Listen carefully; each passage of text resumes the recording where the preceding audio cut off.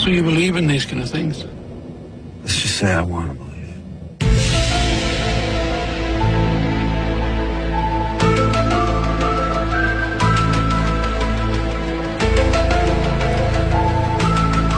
Even the music gives you goosebumps. Why does this fascinate us so? Well, it does. From Star Wars to Star Trek, The X-Files, even South Park, and the latest Indiana Jones, our culture is obsessed with the idea of aliens, and you could range from just a bit curious to being a fanatic, scouring the skies, hitting the blogosphere. Well, just for you, all this week we're bringing a special series, In Search of Aliens, and for today, UFOs aren't just for Hollywood and science fiction novels, even though you may think that only conspiracy theorists and kooks believe.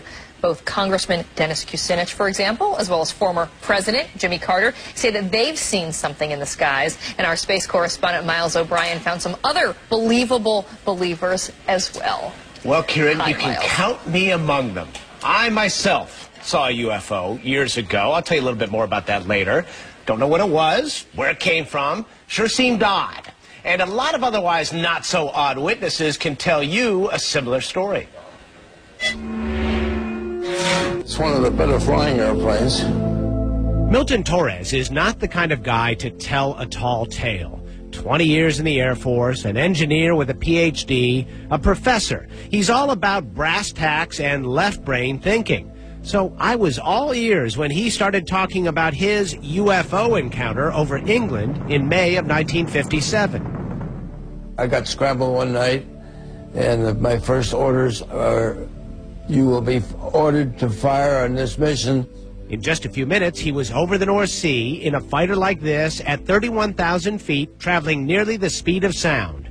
In the dark and in the clouds, Milton saw the strongest signal he had ever seen on his radar screen. Bigger than shit. The target was there, and the target looked like an aircraft carrier. It was that big on my screen. He flew toward it to try and shoot it down. And it takes off like you're just standing Like still. I wasn't even there. Like I wasn't even there. Just gone. Milton has no earthly explanation for what he saw. Could it have been a problem with the radar? Could it have been a weather phenomenon? No. Could it have been a meteor? Any of those things? Everything was explained to me already. Yeah? I knew what it was. It was some design of an aircraft by some space alien. Milton Torres says a U.S. intelligence agent ordered him to keep his mouth shut. The odd encounter is one of hundreds of once classified UFO sightings released last month by the British government. It's the sort of disclosure UFO investigators are demanding from the U.S. government. How would people react? Well, it would be kind of good. It's about time. Former astronaut Edgar Mitchell is the sixth man to walk on the moon and a firm believer that aliens have visited our planet repeatedly. So I had to ask, why are they coming in these little glancing visits and we haven't had a more meaningful dialogue or contact or attempt to communicate with these Well, people? I think we have. Really? I think we have, but it is not common knowledge. Mitchell told me after he returned from the moon, he was briefed at the Pentagon by a high-ranking officer, whose name he would not reveal, who said the U.S. government does have evidence of alien spacecraft and is keeping it a secret. Well, I think the reason it's still a secret is power and control, controlling whatever technology exists. All of this is fascinating stuff, if it is true. But consider this. There are thousands of sightings of odd, unidentified flying objects reported every year the world over.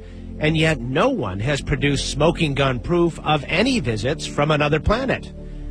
So isn't it more likely they are some sort of natural phenomenon? Or maybe secret military aircraft? Or just plain old hoaxes?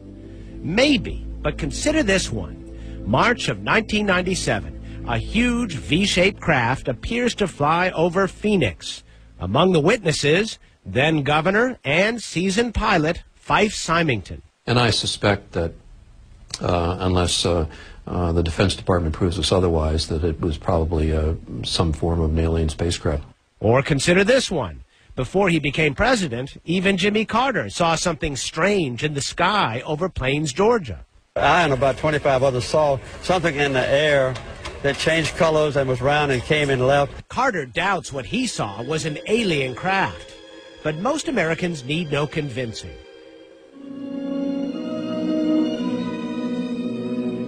Maybe it comes from movies like Close Encounters.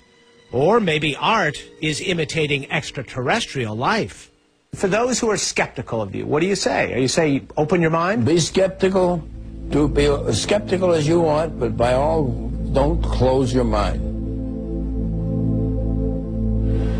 Who knows, maybe we will soon get the full story. Among the people fascinated by the notion of aliens and UFOs, the man in charge of Obama's transition team, John Podesta.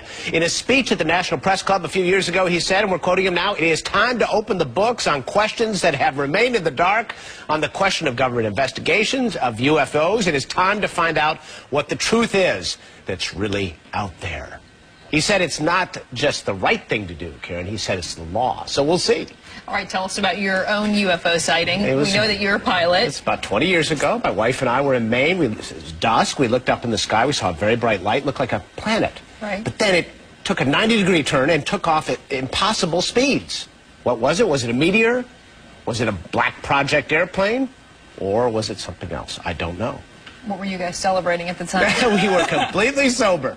Completely sober. No, I mean, there's a lot of people just like you, actually, that say very similar things, which is why, as John Podesta said, let's throw open the books and check it out. If nothing else, we should see what's in the files. I told you, I want to see what's over your shoulder, the guy with the triangular face and the big eyes. That's how. That would show you. Yes, that would finally do it for me. But meanwhile, it is fascinating, Miles. And tomorrow, actually, we're going to be taking a look at a famous spot in UFO history, of course, Roswell, New Mexico. It's been 61 years since something happened there. Is it still a mystery, or is it case closed for Roswell? Miles is going to be back tomorrow with more here on American Morning. And meanwhile, we're also asking others to send in their videos, maybe their pictures. If you've seen something funny in the sky, or you're convinced that aliens exist, or do you just think it's science fiction? We want to hear from you. Send us any pictures, video at cnn.com/am. You can just go to our website and click on the iReport link. We look forward to tomorrow as well, Miles. Thanks so much. See you then.